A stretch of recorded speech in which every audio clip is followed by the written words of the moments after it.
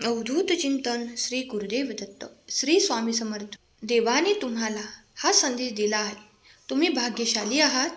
देवावर तुम्ही अति विश्वासाने विश्वास टाकतात तेव्हा सर्व काही कठीण संपून जाते. तुमच्या मार्गात सुख, संपन्नता, आनंद येऊ लागतो. जर तुम्ही या मताशी सहमत असाल तर होय टाईप करा. याआधी देवाची कृपा तुम्हाला प्राप्त झाली असेल तर, अनुभव तुम्ही घेतला असेल तर हो मी अनुभव घेतला आहे असे लिहा. कारण त्यामुळे तुम्ही लिहिल्यामुळे जेव्हा इतर ते वाचतील तेव्हा त्यांच्या मनातही स्वामींबद्दल अधिक विश्वास निर्माण होऊन त्याचे पुण्यही तुम्हाला लागेल. जो कोणी खूप काही त्रास सहन केला आहे, जे काही कठीण काळात आहेत, त्यांनी देवावरचा विश्वास कमी होऊ देऊ नका. देवही तुम्हाला सोडण्यासाठी किंवा तोडण्यासाठी तुम्हाला इथपर्यंत घेऊन आले नाहीत. तुमच्यासाठी गोष्टी हाताने कठीण असू शकते, तरीही देव तुमच्यासाठी मार्ग तयार करत आहे हे विसरू नका. देव तुमच्यासाठी मार्ग तयार करत असताना तुम्ही त्या मार्गावर चालावे अशी देव तुम्हाला आज्ञा करतात. ज्या क्षणी तुम्हाला हा संदेश प्राप्त झाला त्या क्षणापासून तुमच्या आयुष्यात खूप काही शुभ परिवर्तन तुम्ही पाहणार आहात. जर तुम्ही हे शुभ परिवर्तन पाहणार असाल तर होय म्हणून टाईप करा. माझा देव महान आहे, मला देवाकडून आनंद हवा आहे असे लिहा. जर तुम्ही देवाचे शब्द ऐकले तर तो तुमच्या परीक्षेचे साक्षात तुमच्या गोंधळाचे संदेशात आणि तुमचे दुःख एका सेवेत बदलतो. देव म्हणतो तुम्ही केवळ खूप प्रिय आहात असे नाही, तर तो म्हणतो की तुम्ही अत्यंत मौल्यवान आहात. त्याच्यासाठी तुम्ही त्याचे प्रिय बाळ आहात. तेव्हा तो तुम्हाला कधी एकटे सोडणार नाही. अगदी कुठल्याही कठीण परीक्षा जरी असल्या तरीही देव तुझ्या सोबत आहे. बाळा, रडत खूप काही त्रासात राहू नकोस, कारण मी तुझ्यासाठी येणारा काळ बदलत आहे. तुझे जे काही कठीण प्रसंग होते ते मी संपवत आहे. काळजी करू नका, प्रतिक्रियेत घाई करू नका. मी आहे. मी तुझ्या आयुष्यात ज्या व्यक्तीला पाठवतो त्याला तयार करत आहे. माझ्यावर विश्वास ठेव. हे सर्व माझ्या अचूक वेळेवर तुला उलगडेल.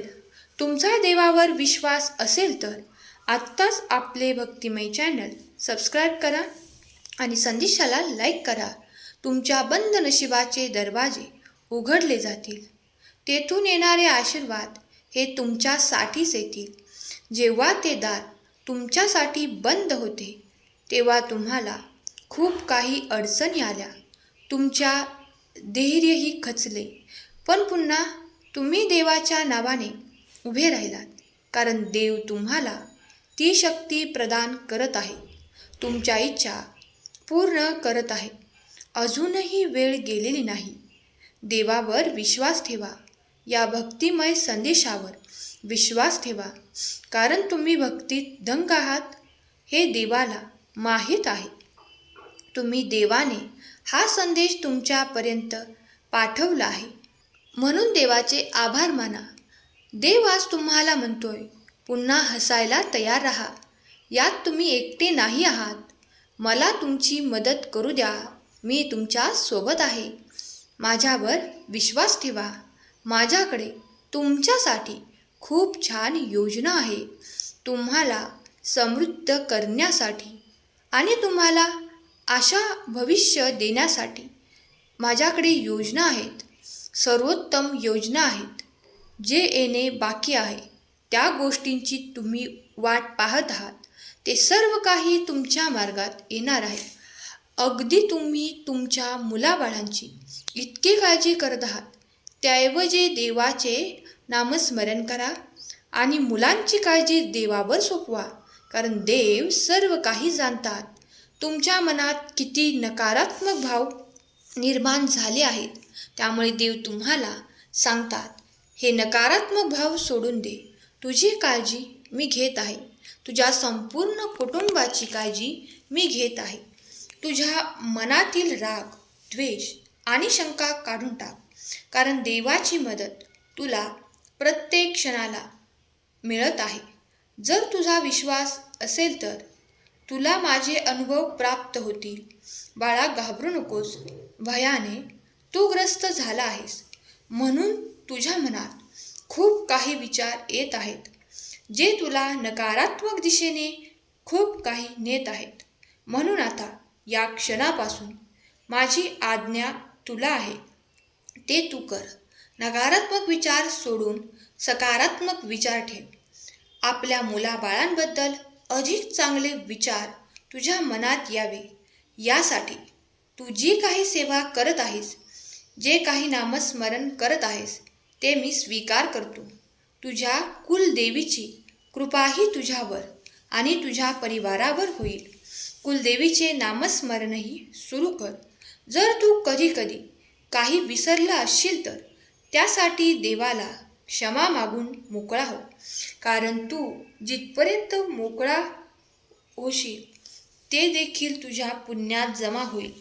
एखाद्या भुकेल्या व्यक्तीला तू अन्न दिले तर ते देखील एका पुण्याचे मोठे कर्म आहे. खूप काही खर्च होणार नाही, पण तुझे चांगले कर्म करशील ते देवाकडे नमूद होईल. त्यामुळे आयुष्यात निरंतर चांगले कर्म करत राहा.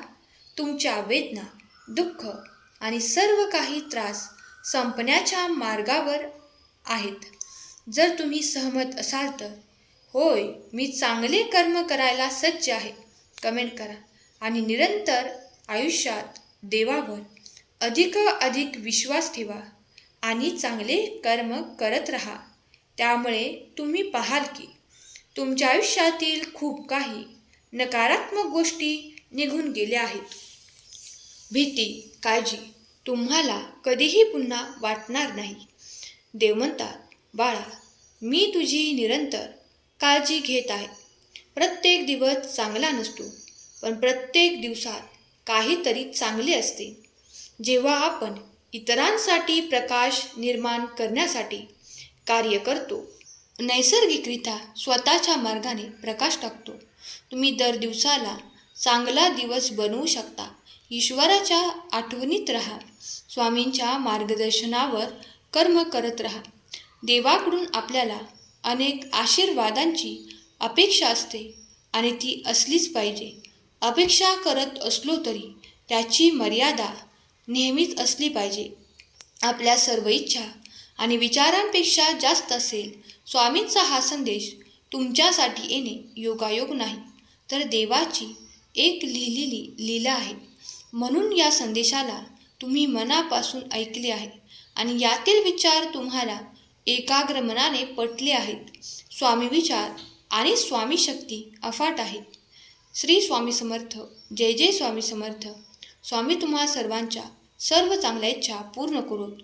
तुमच्या मुलाबाळांना सुख आनंद देऊत, प्रगतीची वाट देऊत. हेच स्वामींचरणी प्रार्थना केलेली सेवा स्वामींचरणी अर्पण करते. आजचा संदेश शेवटपर्यंत ऐकल्याबद्दल धन्यवाद. श्री स्वामी समर्थ. जय जय स्वामी समर्थ.